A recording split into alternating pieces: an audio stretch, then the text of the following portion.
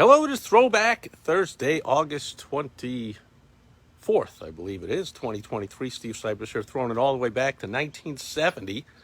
Some of you were around then and may remember when Congress passed a bill and President Richard Nixon signed it, outlawing TV advertising for cigarettes.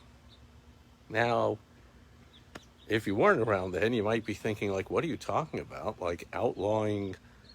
Now that I think about it, I haven't seen TV ads for cigarettes. You see them in magazines and, of course, all kinds of other places, but they outlawed them on TV back then because the government wanted to not only encourage, but as much as they could force people to quit smoking. So skip ahead to today. And I just saw that Georgia State University School of Public Health, I believe it was, did a study. And they found that people, ex-smokers, because it's a habitual thing, right? So people that had given up and quit smoking, a certain percentage of them, what they called in this study, they called it the relapse. I call it, as a marketing and advertising person, a lost customer or patient or client or member who returns to purchase again. So perhaps I had been a regular goer to some fine dining restaurant. My beautiful wife Michelle went there once a month on a Friday evening and had a nice dinner for a few years, and then for whatever reason we stopped going. After a certain amount of time, and every business has to figure it out for themselves, we became what's known as a lost or a former customer. Now, often that doesn't mean that we stopped going because food suddenly was no good or we suddenly hated the restaurant. Like maybe we just went somewhere else, got some kind of advertising, irresistible offer to go to a different restaurant, tried it out, and we kept going there. Or maybe we just, kind of didn't go for a little while, and then we sort of forgot about it. Maybe we moved a little bit further away, whatever it is. You might be able to easily win us back with what this study was all about. What they did is they took these ex-smokers who a certain percentage, even though they quit smoking, they start smoking again, just like customers that you think have stopped doing business with you. A certain percentage will start doing business with you again, but they improved tremendously. They doubled the chances of somebody starting to buy cigarettes again who had said, I'll never buy another cigarette, by sending them an offer. That's it. They made them an offer. They sent them a coupon. Whether it was direct mail, email, those are the ways. That's the last W, the WOW strategy. It's the way down the road to the last thing you want to think about in your advertising and marketing. The first thing you want to think about is your ideal target who. And what I'm talking about here is targeting a target that, 95% of business owners almost completely ignore, and they consider it chance or luck or just happened to happen that a former lost customer, whatever you want to call it, returned to start doing business with them again. But they don't take proactive measures to encourage, to convince, to sell that former or lost customer, client, patient, member who is now a prospect and no longer you wouldn't call them anymore a client or a customer or a patient or a member of whatever it is you're doing. They are a former or a lost customer, client, patient, member. And it behooves all businesses to put together what I call a lost customer campaign, put together a multi-step, multimedia campaign targeting specifically people that used to do business with you, and let them know why, let them know that you acknowledge that they are no longer doing business with you and why they should come back. That's what this study showed by Georgia State. All they had to do was send these smokers, these ex-smokers, these now non-smokers, these former smokers, coupons, and it doubled the percentage of what they call relapse. It doubled the percentage of I quit forever, I'm never smoking again smokers who returned to smoking just because they got a coupon by email or mail. And I could only imagine, as you can, what this coupon was. I mean, what's a pack of cigarettes? $5? So what was it? One free pack? 20% off, whatever it is. It's minuscule because smoking, like a regular customer, client, patient, member of your business, the lifetime value can be tremendous compared to the one-time purchase.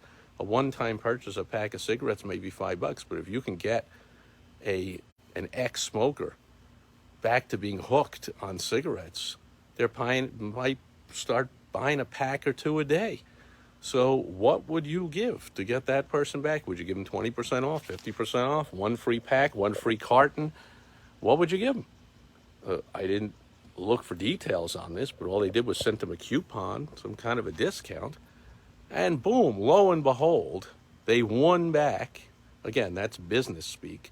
In smoking, I don't think anyone talks in terms of winning back former smokers, but that's certainly how the cigarette companies look at it.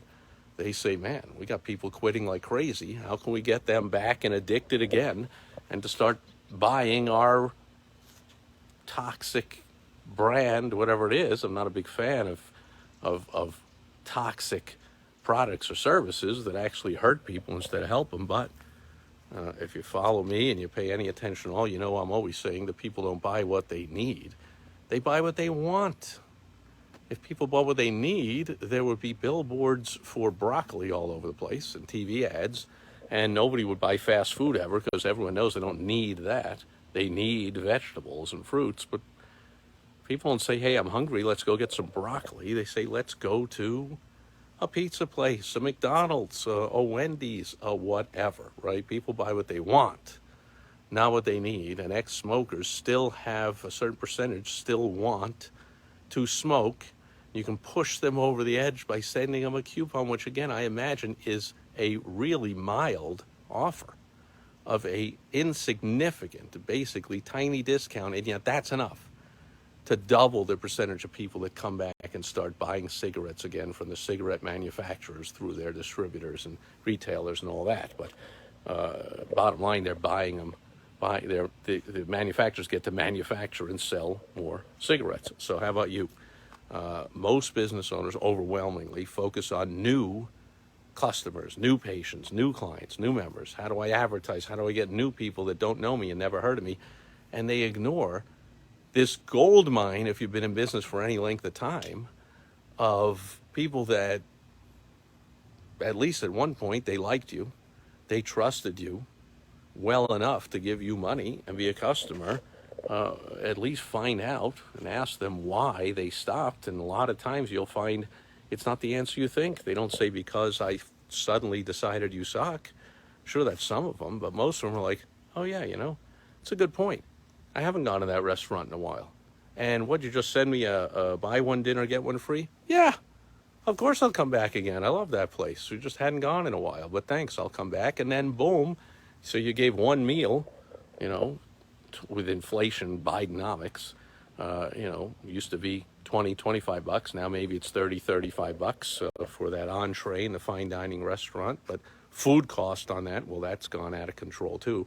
Thanks to what? Officially 3% inflation, where food costs have doubled a lot of the times. But anyway, I digress. You give them a few bucks worth of food, and you might get them coming back again every single month. And God forbid they come once a year on their birthday, and very rarely people go alone or with a small group on their birthday. They might bring 8 or 10 people, especially if you put that marketing campaign into use. But I digress.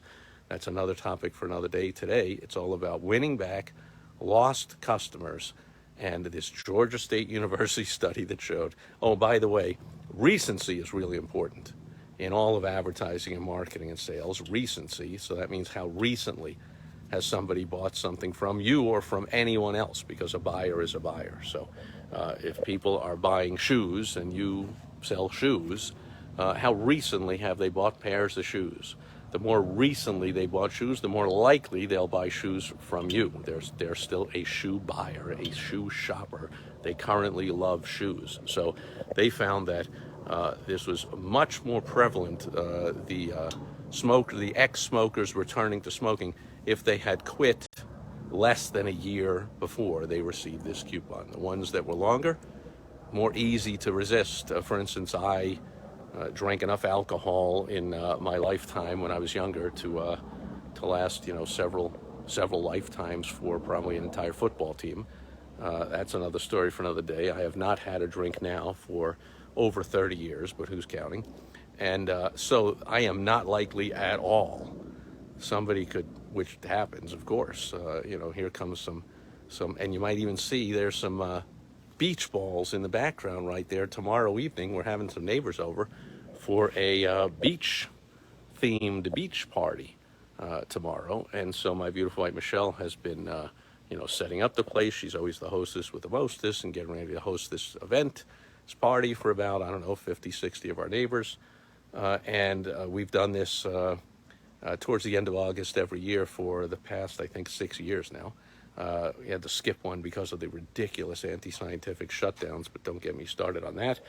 So there'll be a ton of alcohol. People will bring your own whatever you want to drink. There'll be like 40 bottles of wine here and cases of beer and all. And there's basically no chance at all that I would even want to take one sip of any of the alcohol. But a month, 2 months, 3 months after I'd first quit drinking, man, I'm pretty sure, if I think back to then, how susceptible I was to getting back drinking again. So that's the mindset I want you to think about here. Customers, clients, patients, members that recently, for whatever reason, go look through your database and see like, oh, what happened? They stopped coming. Typical reaction from more than 90% of business owners is goes, oh, that sucks. I better go and get some new customers, clients, patients, members to replace them. And they don't think like, wow, what could I do to get them back? It's so much easier to get people back. Often when I ask the trick question, what is the easiest prospect to sell to? People say, oh, that's easy, referral. Yeah, the referrals is easy. Nowhere near as easy as the lost or recently former customer. They're the easiest. They've already given you money. They already like you. They trust you. They know what product or service you provide, and they were very happy with it very recently. Doesn't take much to get them back. Even a referral that somebody else told them how great you are still has not experienced themselves how great your product or service is. They're tougher to get them as clients, customers, patients, members. The lost customers, that can be a big win. Hope you take this to heart. And if you want help putting together your very own lost customer campaign, I'll help you out. Brief phone call. My clients, of course, I help out with as much time, energy as it needs. But someone who's not a client, I still offer some help. Go to www.thewowstrategy.com. And we can have a brief call if you want, and I will help you to tailor make a lost customer, client, patient, member campaign for your business. You can get a quick windfall of cash and also a lot of future sales as well when you do this the right way. And that'll do it for Throwback Thursday, August 24th, 2023. Thanks for being here today or watching on the replay, and I will catch you tomorrow on Foundation Friday. Until then, over and out. And I'm going to hop a little bit out of the shade because I came out here while it is still around 100 degrees or so in way too hot and way too sunny southern Arizona. Now I can barely see the phone in front of me. Signing off. I'll catch you tomorrow. Bye-bye.